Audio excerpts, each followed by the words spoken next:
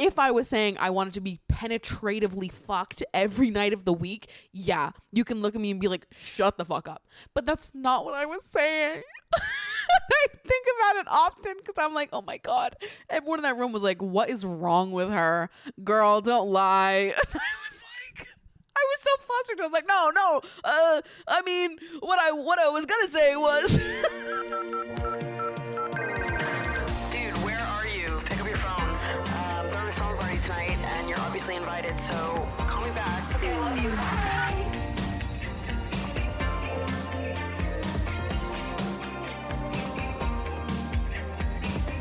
what's up, you guys, and welcome back to Emotionally Online, the show for spilling guts and sharing secrets, hosted by yours truly, the one and only Maddie Drossbeck, and co-hosted by keeper of my heart, Miss Mango the Gooey Girl, who is asleep on my lap right now, just being the cutest girl I've ever met. We just finished up our first week and some change of being a foster family, and it has been so illuminating and so healing and so fun. I feel like I've learned so much in the past week. And I also feel like I've done a lot of good, like, moving on and healing and processing in the last week. Cats are magical. Cats are beautiful, magical creatures. And I think taking care of young, sick animals just, like, brings a side of me out that I really love. And, that has made me have a really awesome week, honestly, despite how challenging it was. Because I think, you know, through all the good, all the joy and the sweetness and the cuteness, there's also been like a lot of really exhausting moments and like a lot of grossness going on. So we've experienced a range of emotions in my first 10 days of fostering now. And I'm fostering 2 8-week-old kittens. Their names are Roar and Chirp, though I have not really been calling them their names. I've been calling them variations of their name. Roar became Aurora, became Rora. So now I call her Rora.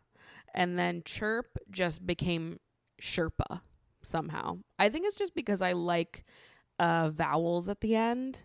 And so Chirp became Chirpa, became Sherpa.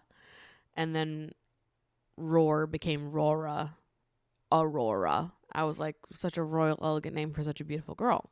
I love it. So anyways, this is what I've been calling them.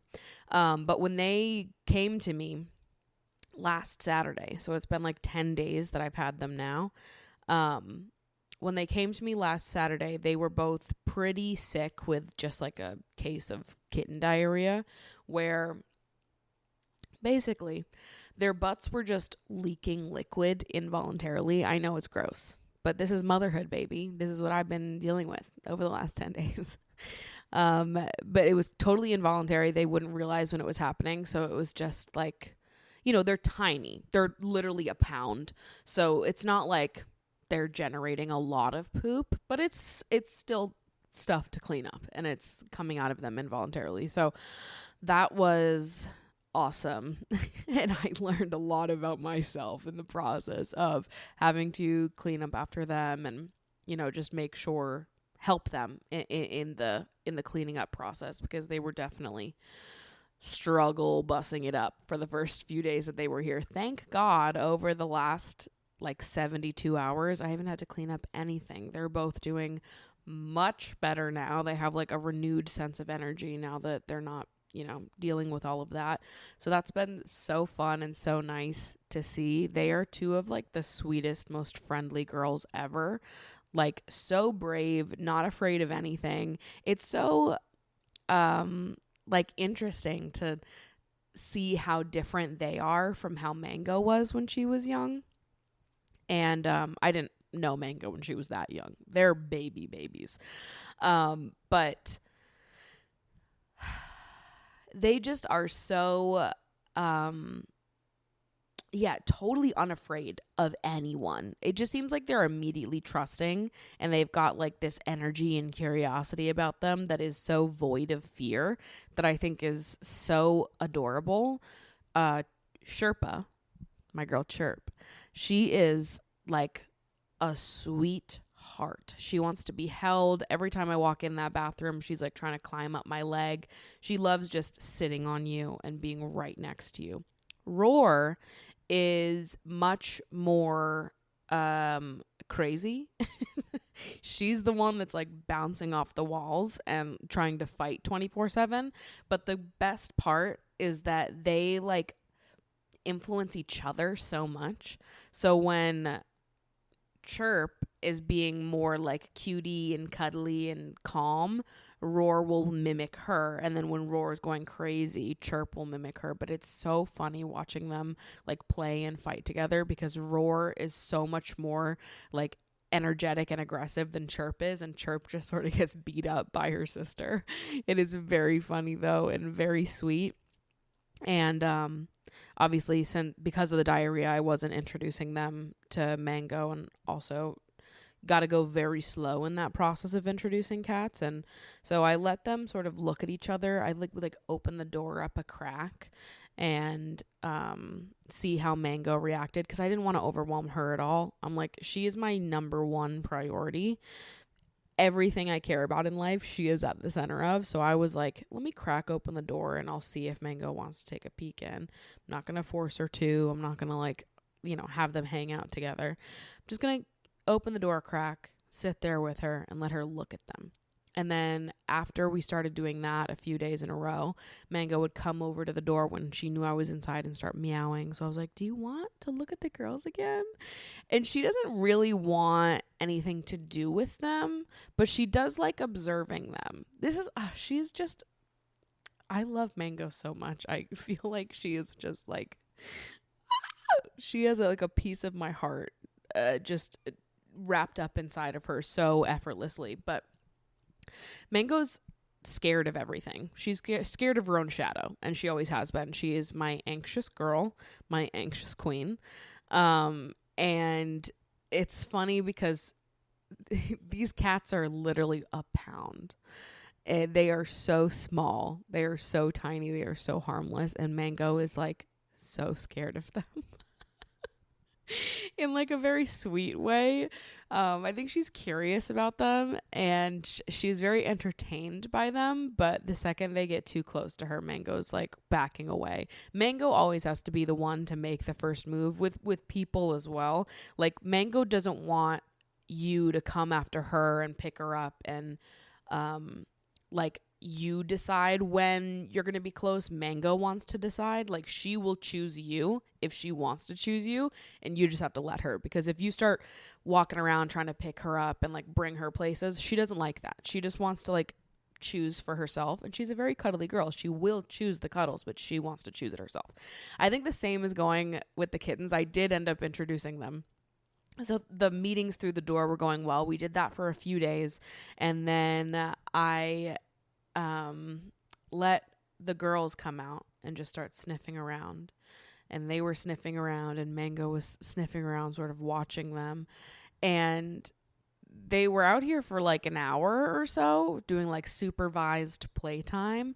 And Mango was she seemed so entertained by them and so like enthralled. She wasn't bothered by their presence at all. She definitely was like on alert and was watching them and was following them around and like sort of playing with them from a distance. I was using like the cat teaser toy for a while, and all three of them were playing together. So I'm like, this is awesome. This is great. They've got like a nice little dynamic going, but also like these two kittens have so much more energy than Mango does. So she's definitely a little overwhelmed by them. And also the kittens are not that interested in Mango, which I think is kind of a good thing, because I think if they were, Mango would be very overwhelmed. She prefers to just sit back and watch them play together, and that's pretty much what they were doing. They weren't really going up to Mango and like trying to get her to play too. She was just also there. But also that made me sad, because I was like, it just like looks like Mango's being left out right now, and that hurts my heart, even though I know she doesn't want to play with them. She would rather just watch them. But anyways, it was the cutest thing ever. So I think we're going to keep doing a little supervised playtime just for a little bit, like an hour every day, and keep seeing how that goes. I don't know. They're going to be here for the next 2 weeks. And then I'm going to Spain. So they will either get adopted before I go to Spain, or they'll go to a different foster once I leave. Which is already, I'm preparing to be sad when they leave, which is like, this was always the plan. I knew that this was what was happening when I accepted to foster. I was like, I've got 3 weeks. The rescue was like, can you foster them for the next 3 weeks? I said, absolutely, yes, I can. And I love them. They're so sweet. I definitely can't have 3 cats. So it's a definitely no, I will not be adopting them, but yes, it will break my heart. Do let them go. For sure. They're like the sweetest girls ever, and whoever adopts them is going to be very, very lucky. I think they're like the most perfect pair of kittens, and they both bring out a certain side in the other that I just can't get enough of. They're sweetie girls. So anyways, that's my long-winded update on becoming a foster parent, having to clean up poop for the last week of my life. New surprises every time I walked into that bathroom. You guys should have smelled what it smelled like in there for the first 3 days. Actually, you shouldn't. I wish that I didn't have to smell what it smelled like for those first 3 days. Now it smells so much better in there. Thank God. But it was rough. Because also kitten food, like the food that kittens have to eat, it smells nasty as it is. So their poops already were going to smell gross simply because of the food they have to eat. But the kitten diarrhea, brutal. But it's been nice to see how Mango is around them. Her calm, anxious self. She's not really interested in all the chaos. She just wants to chill out and watch other people. She's a shy girl. She likes the entertainment, but she doesn't need to be the center of attention. You know, she can be a supporting role to the kittens in their universe. In my universe, you're the starring role, mama. In my universe, you're quite literally the only thing that matters to me. And you know that. You know that, and I know that, and the two of us are just in love. And that's how it is. That is how it freaking is, Mango. I'm getting so excited for Spain, though. I can't believe that it's less than 2 weeks away at this point. This is a Trova trip. For those of you that don't know, I did plan a few like group travel trips last summer. Or 2 years ago at this point, I planned the ones for last summer. Last summer, there was a group of 20 of us that went to Italy. And then the following week, there was a group of 20 more of us that went to Greece. Got home from those trips. They just went so well, and it was so much fun that I planned another trip to Spain for this summer with 24 of you. So I'm so excited. It's always so fun to get to meet you guys in person, but especially to get to like travel together for a week and actually bond and get to know you, and facilitate this kind of like group bestie trip, which really is like so fulfilling and rewarding to me. Like that's why I've been so interested in doing these. That's why I did 2 of them last year. That's why I'm doing it again this summer, is that like I love connecting people. I love like bringing people somewhere, bringing people together and being like, and now everyone talk and hang out and become best friends. Like I feel like this is something I do in my real life as well, where I'm just like, I love bringing people together and like creating spaces for people to connect. I think it's something very near and dear to my heart. So being able to connect with a bunch of you guys through my videos and then connect you to each other and travel together for a week is just like so fulfilling and so much fun. So I'm getting really excited to go to Spain. I'm starting to work on my packing list. It's just going to be the best time ever. We're going to Ibiza and Mallorca. I know that it's Ibiza. I know that, but I just feel like an asshole when I say it. I can't tell if people want me to say Ibiza or Ibiza, because every time I see people talk about Ibiza online, they're like, don't be an asshole, just say Ibiza, you're American, shut the fuck up. And I'm like, okay, yeah, period. But then when I say Ibiza, there's someone out there that's like, you ignorant fuck, it's Ibiza. And I'm like, oh, my bad. I don't know. I feel very confused by the feedback I've witnessed online in the Ibiza versus Ibiza discourse, okay? So you let me know how you think that I should be saying it. We're going there. We're going to Mallorca. And I am so excited to be in the place where it fucking happens, people. Love Island comes back in 3 days. From when you're listening to this episode, Love Island comes back in 3 fucking days. Oh my God. I literally could not be happier. My skin is clear. My happiness levels are rising. Like, I can't ask for anything more in this life. To be in Mallorca while they're filming Love Island, just, around the bend, down the road, it's going to be so awesome. Just to know that we're there breathing the same air. And I'm going to be on the fucking lookout in that airport, bitch. I am going to be scoping the scene, looking high and low for anything that could be incriminating. Anybody in that airport that looks like they could be a future contestant on Love Island, bitch, I'm going to have my eye on you. I'm going to be looking around. I'm going to be in that airport at baggage claim, at customs, just fucking scoping out the scene. Gotta see if I can see any future islanders at the airport. I don't know, waiting for a fucking car. It's waiting to be picked up from the airport. Perhaps I'll see one. Who's to say? We can't count these things out too soon, you guys. So I am stoked, to say the fucking least. I feel like it's been a while since I did a full episode dedicated just to audience submissions rather than throwing them at the end of the episode. And the box has been, I'm behind on the box right now. So I thought that we could go through, dive into some audience submissions. But first, I want to let y'all know that the first premiere draft of the Yearning Girls Worldwide playlist is live. The Yearners of the world, your playlist is here, and it's ready for your listening pleasure. Of course, I'm still accepting submissions for Lover Girls Worldwide and Yearning Girls Worldwide, but right now you can listen to both.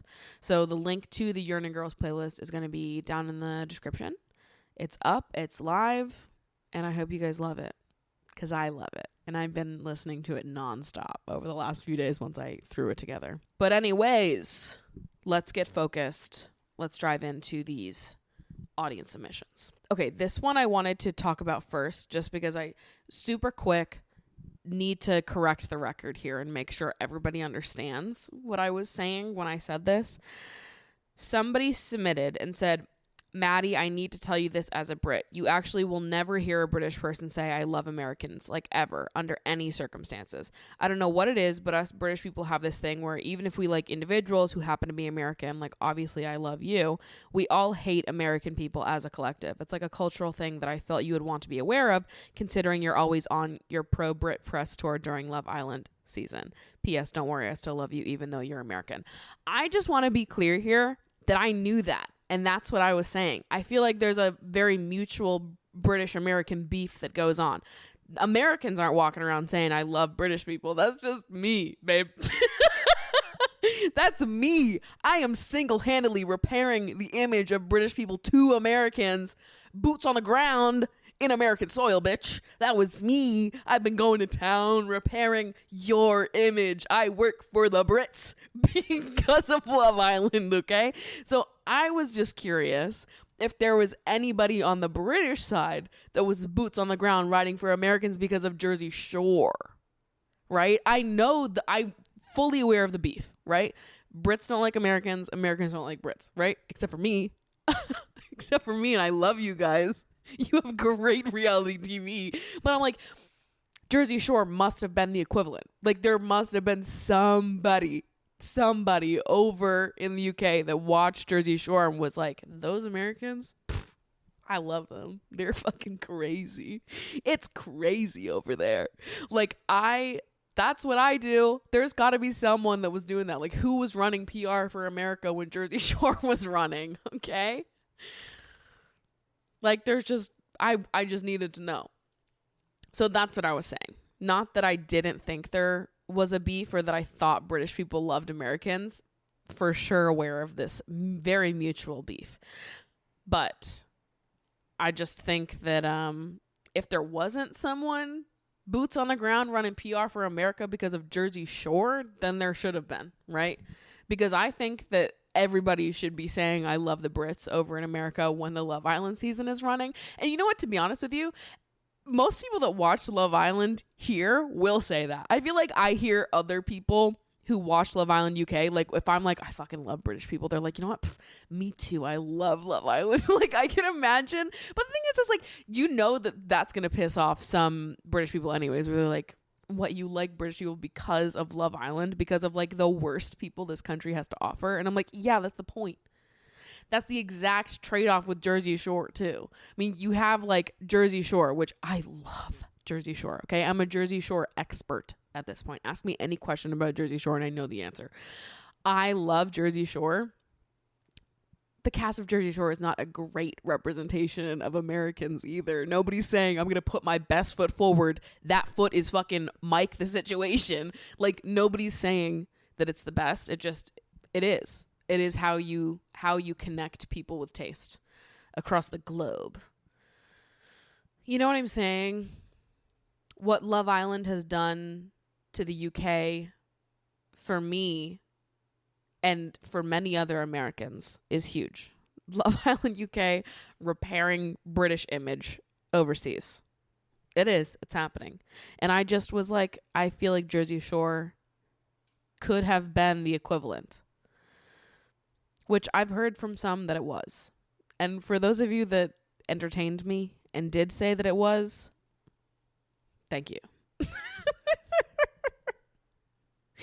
But, you know, if it so happens to be one-sided where it's just me and my Love Island UK American loving besties that are sitting here like, I love the Brits, and there aren't British people overseas being like, I love Americans when they think about Jersey Shore. Like, if I hear that it's only me doing that, don't worry, I won't take it personally. I'll just know then that you guys don't have any fucking taste. Because Jersey Shore fucks, okay? So I still love you, but I just need to know that you also loved Jersey Shore and was like, the Americans ate with that one. Because we did. Let's be honest. Yeah.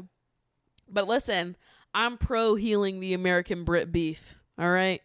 We both suck. Let's be honest here. Let's be totally brutally honest. We are one and the same, babe. We are two sides of the same coin. So I fear we should mend the British American beef. And I think that Love Island and Jersey Shore can be the bridge between us. That is how I feel. Hello, Maddie. I have been a huge fan of yours for years, and your videos have helped me so much. The way you're able to talk so vulnerably and in-depth about topics society might deem as sensitive or taboo is very refreshing to me. I wanted your advice on how often you think you and your partner should ideally have sex. I know that having sex can mean a lot of different things, but you can answer this however you feel fit. Me and my partner have been together for over 5 years, and we maybe have sex once a month or less. I have always had issues surrounding sex, especially because of past partners who I felt did not respect my boundaries. My current partner is very respectful and always wants to make sure I am taken care of, but I am rarely in the mood. Neither of us really initiate anything, or when we do, one of us is usually not in the mood at the moment and we move on. It's gotten to the point that when we do have sex, it feels really weird and awkward at first. The issue also is that since we don't have sex often, I usually have a lot of pain and he finishes quickly, leaving both of us feeling bad. In general, I am happy with our relationship, but I feel like the lack of sex makes me question if our relationship is healthy since it's not what society deems as normal. I would love to hear your thoughts and opinions on this and any advice you might have to help not put so much pressure on it. Thank you for reading. Whenever I've thought about this, when I think about like my ideal relationship and how often I would want to be having sex within that relationship, I've always said that I, ideally, in a perfect world, would want to be indulging in my sexuality with a partner most days of the week. But take note of what words I use to just say that, because I did not say I want to have penetrative sex most days of the week. That's a lie, and I don't want that. But when I say I want to be indulging in my sexuality with a partner most days of the week, that to me can mean so many things. So many things count as like sex or building up to sex, indulging in sexuality. To me, what I mean when I say I want to be connecting with my partner in a sexual way most days of the week, I mean that in the sense of like wanting to have a very sensual relationship, maybe like 5 days of foreplay and then 1 day of oral, and then maybe another 6 days of foreplay and then another day of oral, and then maybe let's throw in a penetrative day in there somewhere. But then maybe we go and we have 14 days straight of foreplay and we're never fucking. We're never like having penetrative sex. A lot of people might look at that and think that that I'm not having sex enough. But in my head, sex is not like fucking or not fucking, mutual head or not mutual head. Like I think sex can be so many things. And I think often the build up to sex, foreplay, is a kind of sex that is really underrated. And I think days of foreplay are awesome. A week of foreplay is awesome. I think I care more about having like a sensual sexual relationship, having an intimate relationship, than I do like actually having penetrative sex. So like, yes, I want to have a very sexual relationship. Sex is a very important part within a relationship to me, but I think what that looks like can vary so vastly from person to person. And what I consider, a very sexually active relationship, another person might look at and think that it's not enough just because I'm not having as much penetrative sex as somebody else does. You know what I mean? So I think that there's no like right or wrong amount of sex to be having in a relationship. Also, sex is complicated and we all have our own like histories with it and stuff that it brings up. And sometimes completely unrelated, you might be going through something and your body might react a certain way, making sex more difficult for you and a partner. Like, sex isn't as simple as just like, I think you're hot, you think I'm hot, and now we're fucking and we're really into each other, so we do it all the time. Like, I don't think that the amount of sex you're having shows anything about like the richness or the complexity of your relationship. I think you can have a totally and completely rich and lovely relationship and have sex not as often as other people might have sex. Every sexual relationship looks different, couple to couple, and I don't think that there's any use in comparing your sexual relationship and what sex looks like within your relationship to someone else's. But if you're dissatisfied, it is worth looking into, right? Because you want to get into something that feels good for you and that works for you. But I don't think that we need to necessarily bring in comparison there. Like, I think it's okay to, dig into what is or isn't working within our sex lives and decide what we want more of, what we want less of, and just reflect on it in that way. But I don't think the choices that you're making should be rooted in like, well, I want to have more sex because other people have more sex. I want to have more sex because I would feel more normal if I was having sex. Like, I feel like a healthy sex life can look a range of different ways, and wanting to indulge in sexuality with your partner more frequently, I think, is a totally fair thing to want. And it's something that I know that I would want as well.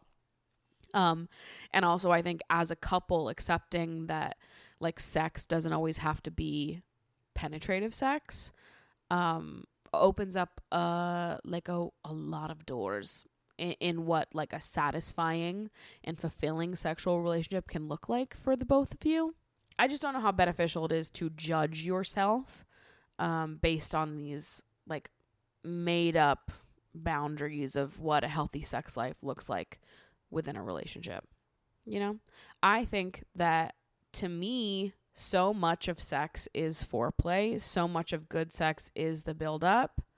I would love to do like days of foreplay with someone before really diving into it. And foreplay is so much. Like, there's so much that can be counted as foreplay. Even like emotional intimacy is foreplay. You know what I mean? Having like, being able to like sit on my couch, like sort of draped over someone, sharing a glass of wine, holding hands, they're playing with my hair, caressing each other. Maybe we don't have sex that night. Maybe we don't have sex that week, but just having that moment of intimacy and closeness and letting that be sort of like a part of foreplay in and of itself, I think is beautiful. And that would satisfy me. So I don't know. I think I just sort of look at sex within a partnership as being more of like a, I don't know, a constantly happening dynamic. And if we feel that it is like dead and it's like on and off and on and off, rather than like usually coasting and then it goes up and down and up and down, and we have days where it's like really hot and heavy, and then we have other days where it's like more coasting, you know, a little bit of emotional intimacy, innocent physical touch, building up a role play perhaps. Like I don't know, whatever your thing is, whatever you guys like to do. I think most people would benefit from expanding their definition of what sex is and what it looks like and what a healthy sex life could be for them. And also, I feel like there's some missed opportunity for intimacy within the moments where we say we don't want to have sex for whatever reason, whether it's just like you had a long day at work and you don't want to have sex. Sometimes I feel like people take that rejection, or it's not even a rejection, take that like, no, I don't want to have sex right now because I'm not in that mental headspace, I'm not in that mood. People sometimes take that so personally and cut off the intimacy that can come as a result of like meeting our partners where they're at and listening to them. So if my partner doesn't want to have sex because they had an awful day at work, I can have the reaction of maybe taking that personally, being offended, being frustrated, or I can have the reaction of like, you know, taking a more emotional approach to showing up for them that night. Maybe we're not going to fuck, but we can sit on the couch together and have like some physical proximity and connect emotionally and have a very like sensual and in other ways sexual evening without fucking.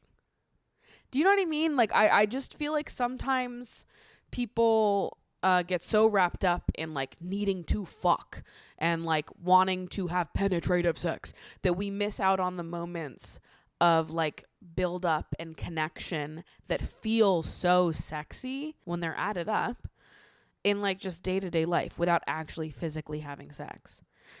I don't know. When I think about sex within a relationship, I think of something that is like ongoing, like a dynamic and a sexual energy that is being given back and forth.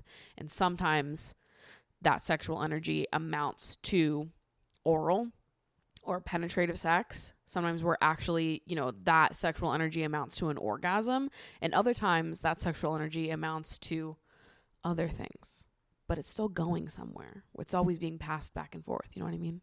I don't know. That's how I see it. I don't think there's any right or wrong amount of sex to be having, though. Only you can figure that out and decide like how much sex do you want to be having. What would feel good for you in that department. And like obviously dealing with pain in sex is really frustrating.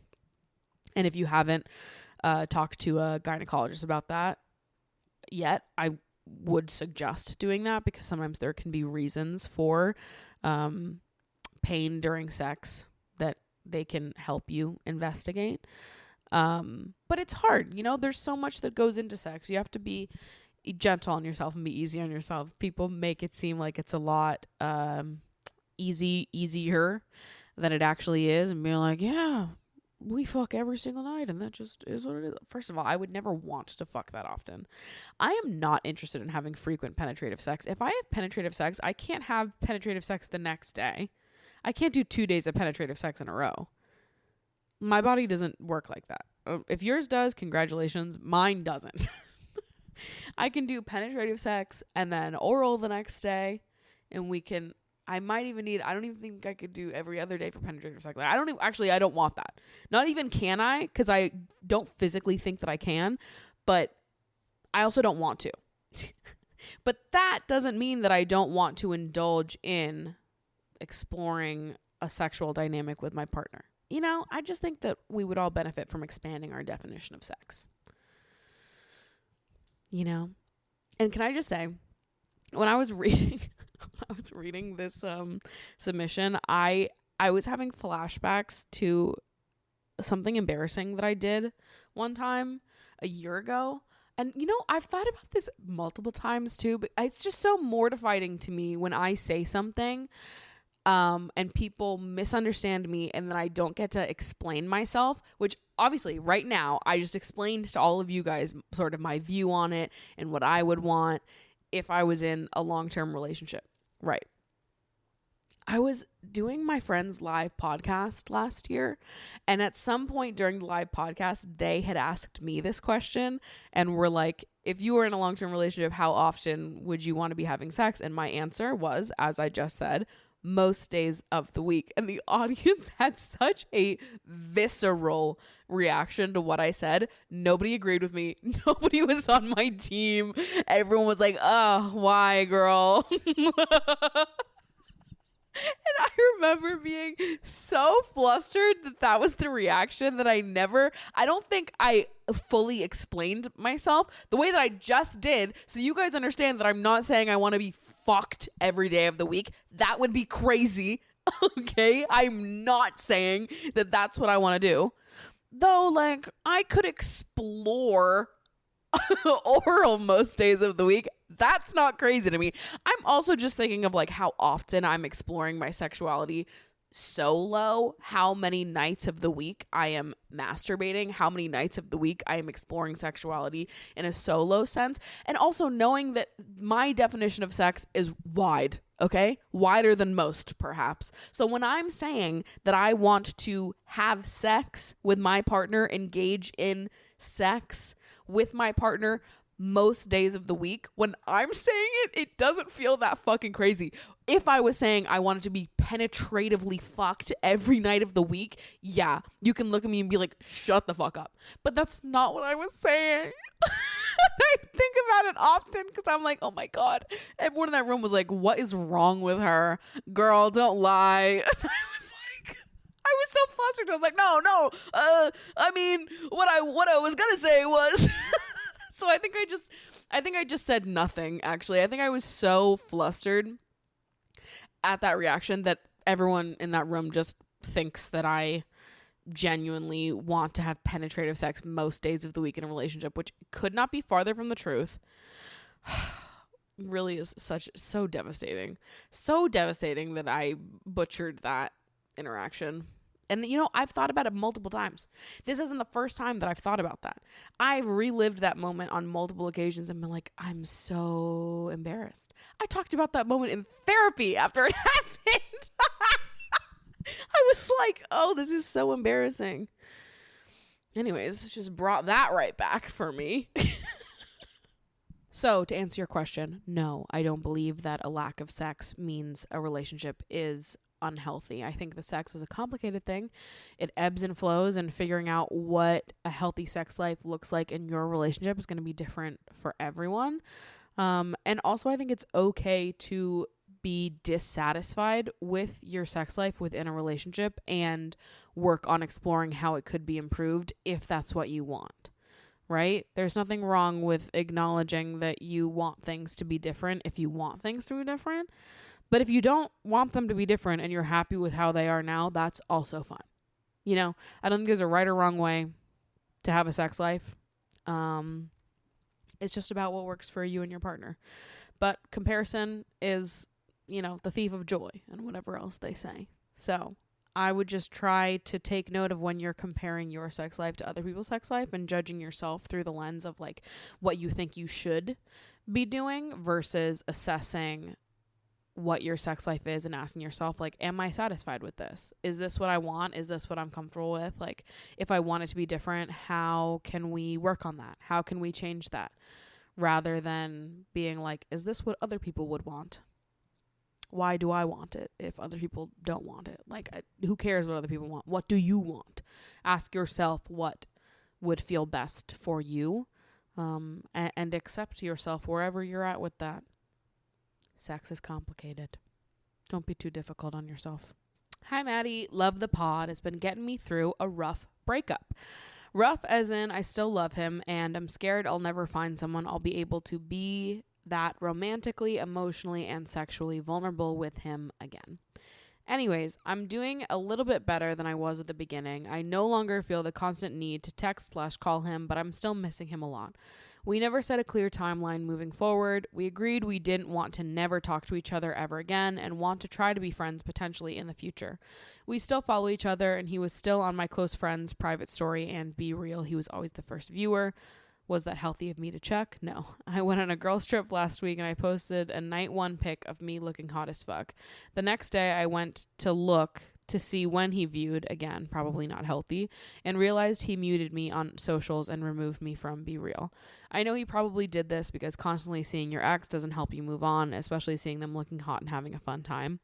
However, this coupled with the fact that we broke up because he couldn't love me the way I deserve/want to be loved worries me that he never actually liked/loved me in the 2-year flirty friendship and 1-year long distance relationship that we had. I felt like he loved/loves me, but my friends and the internet keep saying things like if he wanted to, he would, and he would do that for the right person, but not for you because he didn't see you as the right person. Maybe I'm just an anxious girly, but I can't stop thinking that he hated me the whole time/never really liked/loved me. I never felt that way in the relationship. I just felt love and warmth. It hurts because I care so deeply for this person, and to think they don't feel the way that I do/did hurts even more. Also, since we never established no contact, when the fuck do I reach out to him? Because the whole never having him in my life ever again thing, it's excruciating to think about. We haven't contacted each other in 3 weeks today. Well, first of all, I just want to say props to you for going no contact, because it is hard as hell and it is also the right choice. So you should be proud of yourself for doing that and sticking to it, even though it is hard, and know that it is the right choice. I did a podcast episode last summer, I believe, called If He Wanted to, He Would is Reductive, because I really believe it is so incredibly reductive. It views relationships as so one-dimensional and leaves very little wiggle room for like other truths to exist for why a relationship didn't work out. And I feel very similarly about he would do it for the right person, but you're just not the right person. Like, I think these statements are quite cynical, and they view the ending of a relationship in the same kind of like cynical way, where we're viewing the partner as someone who didn't actually care about you, who was a liar, who deceived you in some way, made you believe that things could be this way, but actually they can't, didn't actually like you that much, and didn't have like the courage to tell you. Like, they paint the partner in a very negative way. Right? Now, there are relationships out there where these statements absolutely apply. There are some ain't shit ass dudes in the world, right? But not every ending fits within these parameters. These statements absolutely cannot apply to every relationship ending. Relationship endings are complicated. Breakups are complicated. Sometimes things don't work out, and it doesn't make the other person a bad person. And, you know, I think we've entered an era also where people will hear these things, these phrases, and will just sort of like spit them off at their friends. Like, you think that that's what your friend wants to hear, or that they should hear after a breakup, whether or not it's actually true or not. Because I think I have a problem with the way people feel so resistant to leaving space for relationship endings that aren't so like toxic and hurtful. Like, yeah, if he wanted to, he would is so reductive. It takes away like so much of the nuance and color to the situations that happen within relationships where someone can't or doesn't show up the way we want them to just say, to put all of it on you and be like, well, if he cared enough, then he would. If he cared enough about me, if I was good enough, he would do this, which is crazy because sometimes it has nothing to do with you at all. Someone's like inability to show up or inability to commit, most of the time actually, has nothing to do with you.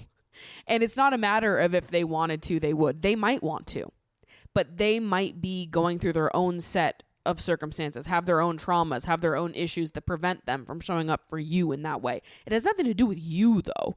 And putting it on the individual, especially when you're trying to comfort your friend and be like, well, if he wanted to, he would move on. Like, it's not that fucking simple. And also, especially because this person seems to mean quite a bit to you. You care about them a lot. This is obviously a sad ending, but you hope that you're going to be able to get to a point where you're able to reconnect and be friends at some point, which, listen, I understand. I relate to that. And to hear people be like, well, if he wanted to, he would, and paint him in such a negative light when you know that you're like, well, I actually don't have anything bad to say about him. This is painful and it's hard and it's difficult, but like, it was great and he made me feel so loved and I felt so amazing when I was with him. It didn't work out, but why do we have to jump to being like, and he was the worst, and if he wanted to, he would, and he didn't, which means he didn't actually care that much. And then you start to feel fucking gaslit, where you're like, I lived one thing and I lived this relationship and I lived this connection and I felt like it was really quite wonderful. And now everyone's basically being like, well, because it didn't work out, none of that was real. None of it was true. It was all one big lie. And then you have to sit there being like, okay, so everyone is now making me feel like I'm an idiot and that I was being lied to and deceived and like he never really liked me that much. And that feels like shit. That feels like shit.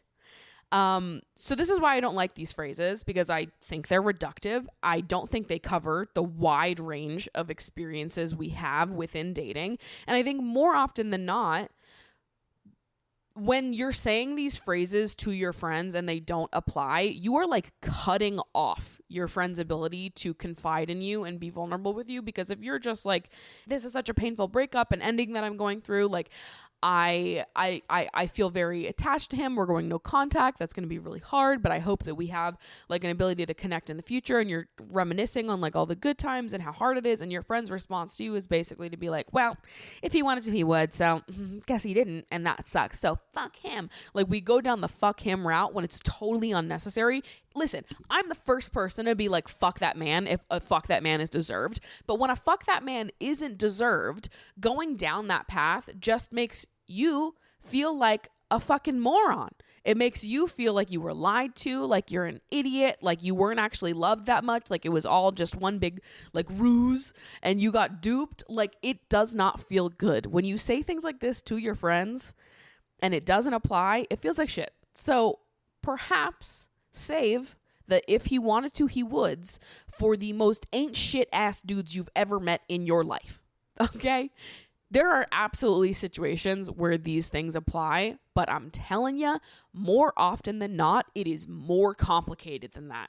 More often than not, it is more complicated than like some dude just sitting around like, yeah, I got this bitch and I keep her around and she wants me to like, I don't know, commit to her in a more intense way. And I can't do all that. It's just fucking, oh my God, women are crazy. Like, there are dudes out there that are going to be like that. And you can look at those guys and be like, if he wanted to, he would. This guy fucking sucks. He's a loser. Fuck him. For sure. That applies sometimes. But to look at like every relationship that doesn't work out and be like, well, if he wanted to, he would. It's just not true.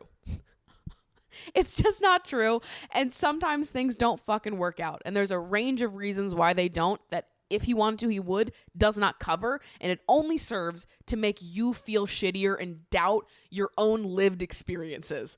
You know what your relationship was like. You lived it. You were in it. Let yourself be your comfort and solace there. You know what it was like. You know what you lived. It was beautiful. It was wonderful. It was what it was, and it is what it is now, and it is okay. You will be okay. You will get through no contact.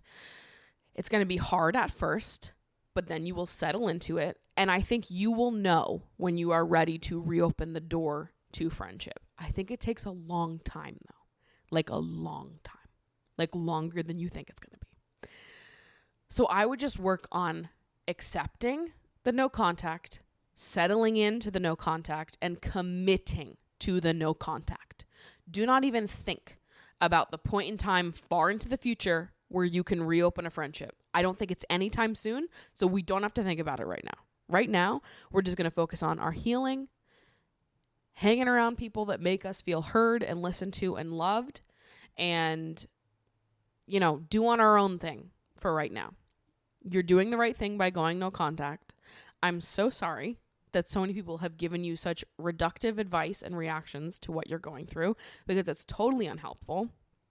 And I just want you to know that we can hold space for something being beautiful and wonderful and making you feel so warm and loved, holding space for how beautiful it was in the ending without going to like a fuck him sort of place, without going to the if he wanted to, he would sort of place.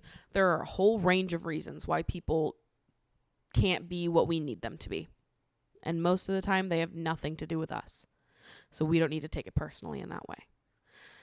Hang in there. Stick to the no contact. I know it's hard, but it's all going to be for the best in the end. And I definitely personally relate to a lot of the feelings that you discussed in here. Clearly, hence the passion. So just know that I'm right there with you. And I think that a lot of us would be better served to look at things with a little bit more nuance. The black and white thinking and like the, you're either dating and you're together and he's great, or you break up and he's the worst person ever mentality is just like, it's not helpful, and it doesn't leave room for like the range of experiences that we have within connections, and also puts like all the emphasis on actually being in a committed relationship, right?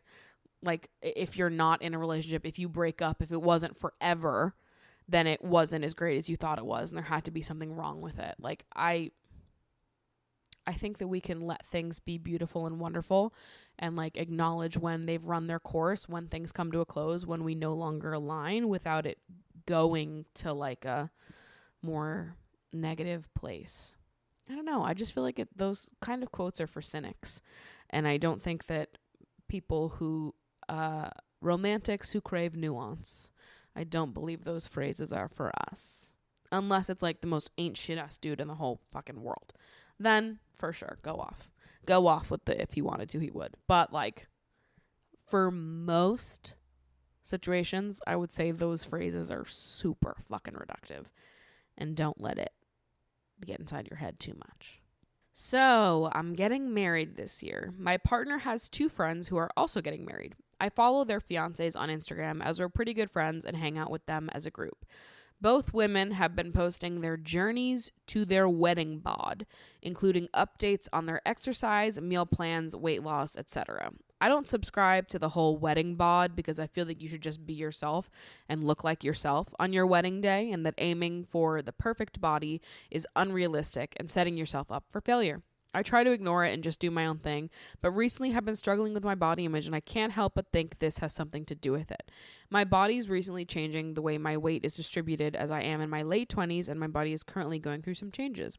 How do I get these thoughts out of my head or cope with my changing body and loving myself despite society's expectations on my wedding day? I agree with you so much on the wedding bod thing. I think it is so ridiculous and honestly so depressing to see people taking a day that is supposed to be about unconditional love, a day that is supposed to be about you entering a forever partnership with someone who loves you unconditionally in every way that you are and will be, committing to loving you no matter what. Your souls are tied together. It is so beyond physical, bitch.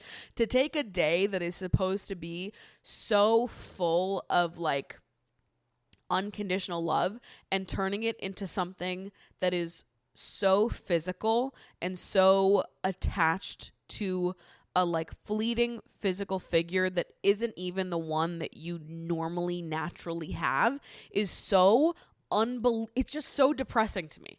It makes me so sad for these people, and it makes me so sad for these relationships, to be completely honest with you.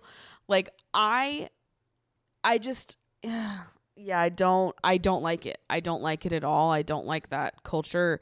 And if I were you, if I was in your position, it would impact me just the same way. I mean, the first thing I would do if I were you is mute those women. I get that you're not going to be able to unfollow them just because of the proximity to your fiance and the group dynamic of it all, for sure.